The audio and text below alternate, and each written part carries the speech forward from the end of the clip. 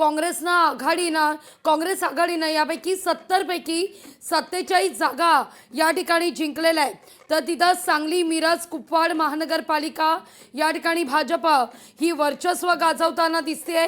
नांदेडमध्ये प्रभाग क्रमांक 7 मध्ये वंचितचे 4ही उमेदवार विजयी झालेले आहेत।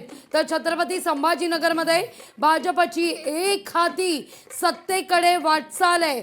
याकरता आता भाजप 56 जागा आघाडी घेताना दिसते। तर भाजप या ठिकाणी महापौर बनवण्याकरता भाजपला 58 जागा हव्या। अगदी लागवी आणि फक्त तेवढ्यापुरतीच भाजप थांबत नाहीये। पिंपरी चिंचवड मधली आकडेवारी मी सांगतो तुम्हाला, अक्षरशः डोळे पांढरे होतील। पिंपरी चिंचवड मधल्या 128 जागांपैकी 86 जागांवर भाजपला विजय मिळालाय किंवा भाजप आघाडीवर आहे।